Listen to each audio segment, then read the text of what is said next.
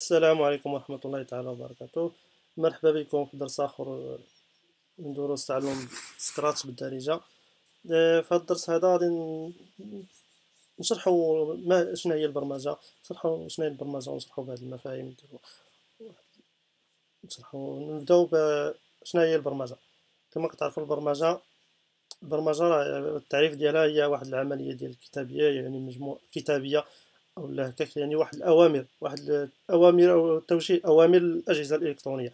أننا كنقولوا للأجهزة الإلكترونية أشنو خاصها دير، حنا اللي كنخبروا الجهاز الإلكتروني أشنو خاصو يدير. يعني جهاز إلكتروني، أي جهاز إلكتروني كيف ما كان، إما هاتف إما حاسوب ولا شي حاجة أخرى، أولا ساعة بحال كيما كنشوفوا دابا كاينين الساعات الذكية.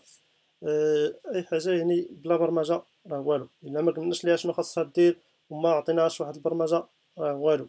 يعني جهاز إلكتروني بدون برمجة لا شيء. يعني البرمجة هو اللي كتقول ليه شنو يدير، شنو كيفاش يتعلم، وهذا الشيء كامل باش يحقق واحد الغاية، يعني كنقولوا شنو يدير باش يحقق واحد الغاية. بحال مثلا التنبيه، المنبه مثلا، أننا كنبرمج واحد المنبه اللي كنقدروا نعطوه واحد الساعة ديالو وأنه يفيقنا مثلا في واحد الوقيته ولا ينبهنا ولا شي حاجة. يعني هذا كنقوموا بالبرمجة ديالو على حساب واحد الغاية، أنه يقدر يفيقنا ولا شي حاجة بحال هكا. وهنايا كما كتشوفوا باش هذاك يعني في البرمجة، يعني خصنا نعودو نفكروا واحد التفكير، يعني خصنا نعودو نفكروا واحد التفكير بحال الأجهزة ديال الكمبيوتر. يعني حنايا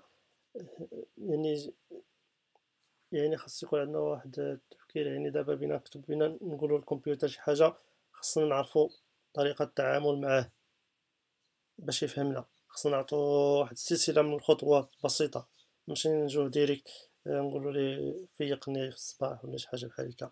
مثلا في المثال ديال المنبه، يعني كنعطوه واحد الخطوات، وكتكون عندنا مثلا واحد التوقيت، وخاصو توصل داك التوقيت لأنه يقدر ينبهنا ومجموعة من الأمور.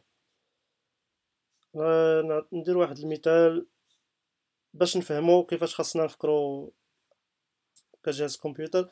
ندير واحد المثال نشوفوه في الحياة ديالنا، نساو دابا الأجهزة الإلكترونية شوفوا مثلا في الحياة ديالنا. مثلا عندك صاحبك بيتي يصايب اتاي، تقول ليه صايب لي اتاي، هو عمرو ما صايب اتاي، يعني عمرو ما صايب اتاي، ما كيعرفش يصايب اتاي. ما تجيش تقول ليه صايب لينا واحد اتاي، واخا كتبان هذه شي حاجة بسيطة، ولكن واخا الا ما كانش عارف ما غاديش يعرف. تقول لي صايب لينا اتاي وغادي يصايبو، لا ماشي عارف. خاصك تعطيه واحد الخطوات الا بغيتي يتعلم، الا بغيتي يعرف، خاصك تقدر تعطيه واحد الخطوات. تقول ليه سخن الماء، زيد اتاي، زيد السكر، زيد هادوك وهادوك الحوايج. يعني بحال هكا البرمجه دايره بحال هكا، يعني كتعطي واحد الخطوات بسيطه باش الجهاز الكمبيوتر باش ينفذ دوك الاوامر.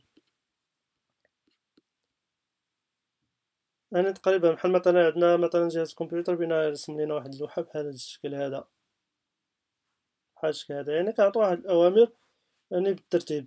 بحال مثلا هنايا كتكون عندنا بعدا أول حاجة خاص يكون عندنا واحد الأشكال وواحد الألوان، خاص تكون عندنا الشاشة فارغة ما يكون فيها حتى شي حاجة. من بعد كنعاودو هاد الخطوات كنعاودوهم على حسب عدد الأشكال. عندنا هنا 6 الأشكال، كنعاودو هاد الخطوات 6 المرات. كنقولو يختار لينا واحد البلاصة في الشاشة عشوائية، من بعد يختار لينا واحد الشكل يا إما دائرة يا إما مثلث، يرسمو في هذيك البلاصة في الشاشة. يقوم قبل ما يرسم يختار لينا دابا غير الشكل، يختار لينا واحد الشكل يا اما مربع يا اما مثلث، يختار لينا واحد اللون ازرق احمر خضر. من بعد اللي يقوم بالرسم ديالو في هذيك البلاصة اللي اختار، وبهذاك اللون وهذاك الشكل اللي اختار. وكنعاودو هاد الخطوات كنعاودوهم 6 الخطرات، راه كيعطينا واحد الشكل اللي تقريبا بحال هذا اللي في الشاشة.